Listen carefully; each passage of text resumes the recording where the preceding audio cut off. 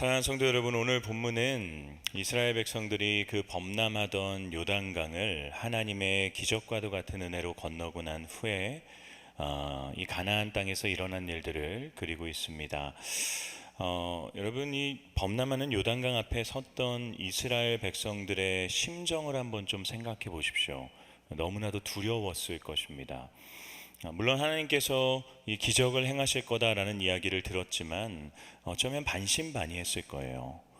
왜냐하면 그것은 쉽게 믿을 수 있는 성질의 것이 아니었죠. 그런데 정말 이 제사장들이 언약궤를 메고 범람하는 요단강에 한 발을 내딛었을 때 마치 보이지 않는 벽이 쳐진 것처럼 요단강 범람하던 그 물이 반으로 갈라지게 되죠. 그리고 그 요단강의 밑바닥이 땅으로 드러나게 되는 것입니다. 여러분, 이스라엘이 얼마나 환희를 외쳤을까요? 얼마나 소리치며 기뻐했을까요? 홍해가 갈라졌을 때처럼 그들 역시도 기록되어져 있지 않지만 하나님께 기쁨의 찬양과 감사를 올려드렸을 것입니다. 그리고 지금 그들은 그 기적의 현장에 서서 그 기적이 일어난 장소를 바라보고 서 있는 것이죠. 여러분, 제가 한 주간 이 말씀을 묵상해 나가는데 제 마음이 참 설레었어요. 왜냐하면 여러분, 지금 한국교회는 흔히 범람하고 있는 요단강 앞에 서 있는 현실과 같다라고 볼 수 있기 때문입니다. 부흥기가 지나갔습니다.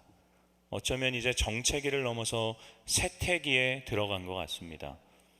여러분, 그러다 보니까 여기저기서 끊임없이 들리는 소리가 뭔지 아십니까? 이렇게 가다가는 한국교회가 망한다, 무너진다, 더 이상 희망이 없다라는 얘기입니다. 여러분, 유튜브를 보십시오. 세미나를 가보세요. 모두가 다 절망만을 이야기합니다. 근데 여러분, 우리가 무엇인가를 하지 않으면 정말 희망이 없습니까? 정말 망하게 됩니까? 하나님의 교회가 무너집니까? 여러분, 왜 희망이 없습니까? 요단강을 가르신 하나님은 여전히 살아계십니다. 여러분, 지금 시대의 이 위기, 이전에는 이런 위기가 교회에 없었습니까? 여러분, 사실 교회사를 보게 되면요, 지금 시대의 위기보다 훨씬 더 큰 위기와 훨씬 더 큰 어려움과 박해와 유혹과 수많은 문제들이 교회에는 끊임없이 존재했어요. 교회가 위기가 아니었던 적은 단 한 번도 없습니다. 그런데 지금과는 비교할 수 없을 정도의 그 큰 어려움과 박해와 그 유혹들 가운데서도 교회가 무너지지 않았던 이유가 무엇 때문입니까? 그 당시에 성도들이 무엇을 했기 때문입니까? 어떤 프로그램들을 도입했기 때문이에요. 그렇지 않습니다. 하나님이 보호하신 것이죠. 여러분, 정반대로요, 한 40년 전에는 한국교회의 부흥기였습니다. 십자가만 세우면요, 사람들이 몰려든다라고 얘기했어요. 정말 사람들이 넘쳐났습니다. 아마 그때를 꿈꾸시는 분들이 많은 걸로 알고 있습니다. 근데 여러분, 그때 그렇게 교회가 부흥했던 이유가 그 당시의 목회자와 그 당시의 성도들이 더 탁월한 도덕성과 더 탁월한 어떤 전략과 다음 세대를 위한 엄청난 헌신을 하고 투자를 했기 때문에 가능해진 일입니까? 그렇지 않습니다. 하나님이 허락해 주신 거예요. 여러분, 역사의 주관자는 하나님이십니다. 하나님이 때로는 부흥하게도 하시고요, 때로는 정체되게도 하시고요, 때로는 쇠퇴하게도 하시는 겁니다. 우리는 그 하나님의 뜻을 다 이해할 수는 없어요. 그러나 우리가 알지 못하는 하나님의 분명한 목적과 뜻이 그곳에 있다라는 것이죠. 여러분, 우리가 구약의 이스라엘의 역사를 보면서 배우는 것이 그거 아닌가요? 구약은 하나님의 백성이었습니다. 이스라엘 백성들은 하나님의 백성이었어요. 그런데 그 하나님의 백성들이 늘 승승장구했습니까? 늘 부흥했나요? 점차 더 확장되기만 했습니까? 그들은 포로로 끌려가서 수백 년을 비참한 포로 생활을 합니다. 엄청난 부흥의 역사를 경험했던 적도 있어요. 모두가 조공을 바치던 그런 순간도 있었습니다. 포로로 끌려가는 세태기도 있었어요. 그러나 그들이 망했습니까? 망하지 않습니다. 무엇을 할 수 있나요? 이스라엘의 어떠함과 상관없이 하나님이 약속하신 대로 때가 참에 자신의 하나뿐인 아들을 예수 그리스도를 이 땅에 보내셔서 구원을 성취하셨어요. 여러분, 그것처럼 우리의 어떠한가 상관없이 하나님께서는 자신의 정하신 때가 찼을 때 예수 그리스도를 다시 보내셔서 구원을 완성하실 것입니다. 여러분, 그게 우리가 믿는 것입니다. 역사를 이끌어 가시고 역사를 주관하시고 결국 선을 향해, 구원이라는 완전한 그의 계획을 향해 하나님이 주도해 나가시는 거예요. 여러분, 그 하나님을 믿으셔야 됩니다. 하나님의 교회는 그날이 올 때까지 망하지 않습니다. 예수님이 이런 말씀을 하시잖아요. 내가 이 반석 위에 교회를 세울 것인데 음부의 권세가 이기지 못하리라. 여러분, 이걸 왜 안 믿나요? 우리가 무슨 프로그램을 도입하면 괜찮아집니까? 우리가 뭐 어떤 것을 하면 괜찮아집니까? 더 많은 재정을 뭐 다음 세대 아이들에게 쏟으면 괜찮아집니까? 그게 아닙니다. 우리가 해야 되는 것은 무엇입니까? 하나님을 더욱 가까이 하는 것입니다. 그것밖에 없어요. 다시 본질로 돌아가서 말씀과 기도로 하나님을 더욱 깊이 있게 경험하고 하나님께 붙어 있는 겁니다. 때로는 부흥의 역사가 있을 수도 있고 때로는 쇠퇴의 역사가 있을 수도 있지만 하나님께만 붙어 있으면 괜찮은 것입니다. 사랑하는 여러분, 교회에 대해 부정적인 얘기를 하는 그 모든 소리들로부터 여러분의 귀를 닫으십시오. 그리고 교회가 어떻다 얘기하는 것이 아니라 우리 한 사람 한 사람이 하나님께 돌아가는 은혜가 있기를 주님의 이름으로 축원합니다. 교회의 역사만이 그런가요? 개인의 역사도 그렇지 않습니까? 우리 삶에 너무나도 많은 요단강, 범람하는 요단강들이 있습니다. 그 앞에 서면요, 가슴이 턱 막히고요, 숨이 턱턱 막히는, 도저히 내 힘으로 어찌할 수 없는 요단강들이 존재해요. 어떻게 하셔야 됩니까? 그 요단강을 바라보면서 내가 이렇게 하면, 내 힘으로 이렇게 해내면 해결될 수 있다라고 믿는 것이 교만입니다. 하나님께 나아가야 되죠. 하나님을 더욱 가까이 하는 것입니다. 그러면서 제가 지난주에 설교한 것처럼 내 삶에서, 오늘의 내 삶에서 하나님을 기쁘시게 하는 일이 어떤 것인지를 고민하고 그 길을 그저 선택해 나아가는 것입니다. 하나님이 행하시는 것이죠. 사랑하는 여러분, 우리는 사실 시공간을 초월해서 여전히 동일하게 역사하시고 임재하시는 성경의 하나님을 믿는 자들이에요. 그 성경 안에 기록된 아브라함의 하나님, 이삭의 하나님, 야곱의 하나님, 요셉의 하나님, 여러분 다윗의 하나님, 모세의 하나님, 여호수아의 하나님, 수많은 선지자들의 하나님, 사도들의 하나님이 저와 여러분이 믿는 동일한 하나님이십니다. 그분이 성경 안에서 요단강을 가르시고요, 홍해를 가르시고 돌 하나로 골리앗을 쓰러뜨리셨어요. 여러분, 그 하나님이 동일한 하나님이세요. 그 하나님은요, 지금도 동일한 역사를 행하실 수 있으십니다. 하나님을 성경에 가두지 마십시오. 하나님은 어제나 오늘이나 내일이나 한 번도 변함없이 동일하신 분이십니다. 사랑하는 여러분, 여러분 삶의 요단강 앞에서 그 하나님을 바라보며 그 하나님의 능하심을 기억하며 하나님을 위한 일을 기꺼이 선택하며 요단강이 갈라지는 역사를 경험할 수 있는 저와 여러분의 삶이 될 수 있기를 주님의 이름으로 축원합니다. 이처럼 요단강이 갈라졌어요. 그리고 이스라엘 백성들은 이 가나안 땅에 서서 요단강을 바라봅니다. 그때 하나님이 이스라엘 백성들에게 세 가지를 명령하세요. 우리가 다 읽지는 않았지만 4장 말씀을 보게 되면 하나님께서는 가장 먼저 기념석을 세우라라고 얘기하십니다. 돌을 주워와서요, 요단강 밑바닥에서 돌을 주워와서 그들이 머물고 있었던 길갈이라는 곳에 그 돌을 세우라고 명령하세요. 두 번째 5장을 보게 되면 할례를 행하라 라고 말씀하십니다. 그리고 세 번째 또한 5장을 보게 되면 유월절을 행할 것을 말씀하세요. 여러분, 돌을 세우고요, 그리고 할례를 행하고 유월절을 행하는 것입니다. 여러분, 왜 전쟁을 앞두고 있는 이스라엘 백성들에게 하나님이 세 가지를 명령하시고 이스라엘은 그 세 가지를 지킨 걸까요? 이 세 가지에 있는 공통적인 개념이 한 가지가 뭔지 아십니까? 바로 기념하는 것입니다. 여러분, 돌을 세운다는 것은 무엇을 기념하는 건가요? 하나님이 요단강을 가르신 것을 기념하기 위해서, 그래서 그들의 후손들이 이 돌을 봤을 때 이게 무슨 돌입니까? 라고 했을 때 하나님이 요단강을 가르셨는데 이 돌은 그 요단강 밑바닥에 있었던 돌이야 라는 것을 기억하고 기념하기 위해서. 여러분, 할례는 왜 행하는 것입니까? 할례는 하나님이 아브라함과 그리고 그의 후손들과 맺으신 언약을 기념하기 위한 것입니다. 그 언약이 어떤 것일까요? 창세기 17장 7에서 8절 말씀인데요. 함께 읽어보겠습니다. 내가 내 언약을 나와 너 및 내 대대의 후손 사이에 세워서 영원한 언약을 삼고 너와 내 후손의 하나님이 되리라. 내가 너와 내 후손에게 내가 거류하는 이 땅 곧 가나안 온 땅을 주어 영원한 기업이 되게 하고 나는 그들의 하나님이 되리라. 여러분, 이 말씀은 하나님께서 아브라함에게 찾아오셔서 언약을 맺으시면서 할례를 행하라 말씀하시면서 하신 말씀이에요. 그 언약의 내용이 무엇이다라고 말씀하시나요? 내가 너와 내 후손의 하나님이 될 것이다. 그리고 내가 너와 내 후손에게 이 땅, 약속의 땅인 가나안을 너희의 것으로 줄 것이다 라고 약속하시죠. 그리고 이제 아브라함의 후손인 이 이스라엘 백성들이 가나안 땅, 약속의 땅에 입성했습니다. 그래서 하나님 명령하시는 거죠. 할례를 행하라. 내가 아브라함과 맺었던 그 언약, 그거 너희의 것이니 너희가 기억해라. 그것을 기념해라. 할례를 행할 것을 명령하시는 거죠. 세 번째, 유월절은 무엇을 기념하는 것입니까?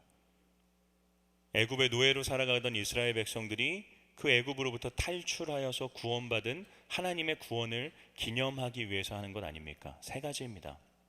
기념석을 세우는 것, 그리고 할례를 행하는 것, 그리고 유월절을 행하는 것. 이것은 하나님이 내 삶에 베풀어 주셨던 기적들을 기념하는 것이고요. 또한 그분이 나와 맺어 주신 언약을 기념하는 것이고, 또한 그분이 내게 베풀어 주신 구원을 기념하는 것입니다. 하나님은 지금 이것들을 기념하라 그들에게 명령하고 계신 것이죠. 왜 기념하라고 하시는 걸까요? 어떻게 생각하세요? 기념하지 않으면 기억하지 않기 때문에, 금방 잊어버리기 때문에. 여러분, 본문에 등장하고 있는 이스라엘 백성들과 저와 여러분의 공통점이 뭔지 아십니까? 망각입니다. 망각. 우리는 쉽게 망각하는 사람들이에요. 물론 나쁜 일들은 망각해야 됩니다. 근데 여러분, 저와 여러분의 문제가 뭔지 아십니까? 우리는 나쁜 일은 절대 잊어버리지 않아요. 좋은 일, 은혜만 망각합니다. 누군가가 나에게 잘못을 하잖아요. 누군가가 나를 아프게 하잖아요. 어떤 문제가 생기잖아요. 그러면 그걸 끝까지 잊어버리지 않아요. 그리고 때가 되면, 기회가 생기면 그걸 그 사람에게 그대로 갚아주죠. 근데 누군가가 나에게 베풀어줬던 큰 은혜들은요, 쉽게 잊어버려요. 그 당시에만 고마워하고요, 시간이 조금만 지나서 그 사람의 표정 하나, 그 사람의 행동 하나, 그 사람의 말 하나 때문에 한순간에 서운해하면서 분노하는 것이 우리죠. 하나님과의 관계도 마찬가지입니다. 하나님 이미 우리에게 말도 안 되는 은혜를 베풀어 주셨어요. 기적이 있지 않습니까? 여러분의 삶에도 수많은 기적들, 여러분이 도저히 감당하지 못했던 그 모든 문제들이 과거에 지금 있었던 그 문제들보다 훨씬 더 큰 문제들이 과거에 있었을 텐데 하나님이 그거 다 해결해 주셨습니다. 하나님이 예수 그리스도를 믿는 믿음 안에서 우리에게 구원을 약속해 주시지 않았습니까? 하나님이 죄인이었던 우리를, 마치 애굽의 노예로 살아가고 있었던 우리를 그의 기적과도 같은 은혜로 구원해 주시지 않았습니까? 우리에게 하나님이 행해 주신 놀라운 은혜, 갚을 수 없는 수많은 은혜가 있어요. 근데 우리는 그 은혜를 늘 잊어버려요. 그리고 아주 작은 문제, 아주 작은 어려움, 내 삶에 찾아올 때 까맣게 잊어버린 채로 하나님을 원망하고 있는 것이죠. 그게 우리의 현실입니다. 그게 이스라엘의 현실이었어요. 그래서 여러분, 정말 믿음이 좋은 게 뭔지 아십니까? 믿음이 좋은 건 하나님이 내게 행하신 은혜를 기억하는 것입니다. 그게 정말 믿음이 좋은 거예요, 여러분. 저와 신방을 다니는 교육자분들은 잘 아실 테지만, 여러분, 제가 성도님들을 신방할 때 예배를 드리잖아요. 그러면 늘 부르는 찬양 한 곡이 있습니다. 지금까지 한 번도 이 찬양 외에 다른 곡을 불러본 기억이 없는 것 같아요. 찬송가 301장입니다. 지금까지 지내온 것. 제가 이것만 찬양합니다. 물론 여러분, 제게 신방을 요청하는 성도님들의 그 이유는 각기 달라요. 어떤 분은 막 너무 기쁜 일이 생겨서, 막 즐거운 일이 생겨서 목사님 같이 기뻐해 주셨으면 좋겠어요 하면서 저를 부르시는 경우도 있습니다. 근데 어떤 분들은 너무나도 힘든 상황과 어려움과 절망 가운데서 위로가 필요해서 저를 부르시는 분들도 계세요. 각기 상황은 다 다릅니다. 근데 저는 늘 똑같이 301장 지금까지 지내온 것만을 찬양해요. 왠지 아십니까? 기쁜 일이, 즐거운 일이 내게 찾아왔을 때에도 우리가 기억해야 되는 것이 무엇입니까? 지금까지 지내온 것이 주의 은혜다. 그렇기에 내가 지금 기쁜 것, 나를 즐겁게 하는 이것도 내 힘과 능력과 노력으로 만들어낸 게 아니라 주님의 은혜로 내게 주어진 거다라는 것을 기념해야 되기 때문이에요. 슬픈 일이 생겨요. 어려운 일이 생겨요. 눈물 날 일이 생겨요. 그 상황들 앞에서 우리가 기억해야 되는 건 무엇입니까? 지금까지 지내온 것 다 주의 은혜다. 자나깨나 주의 손이 나를 살펴주셨고 모든 일을 주 안에서 형통하게 하실 거다.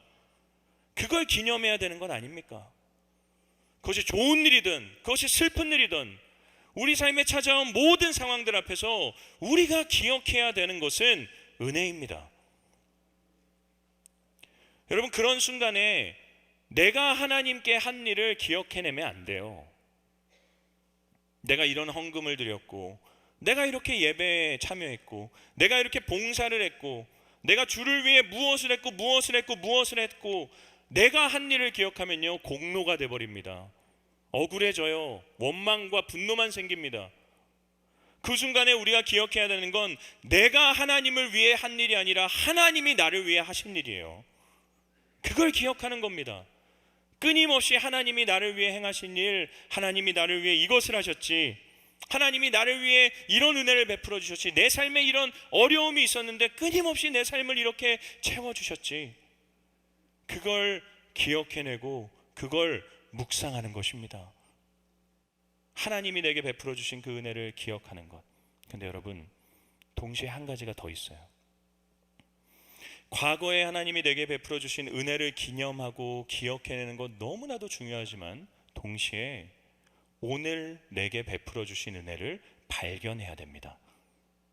과거를 돌아보며 내게 베풀어 주신 은혜들 계속해서 반추하고 묵상하고 기념해야 되지만 그와 못지않게 중요한 것은 오늘 하나님이 내게 베풀어 주신 그 은혜, 그거를 발견해내야 돼요. 여러분, 그리스도인은 날마다 새로운 은혜를 누려야 됩니다. 분명히 내게 믿음은 있는데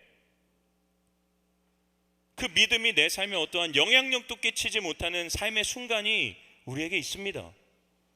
어떻게 해야 됩니까? 새로 고쳐야 되죠. 가만히 내버려 두면 안 되는 것이죠. 내 믿음이 더 이상 어떠한 영향도 내 삶에 끼치지 못한다면 우리는 반드시 우리의 믿음을 새로 고쳐야 돼요. 날마다 새로운 은혜를 우리는 만끽해야 됩니다.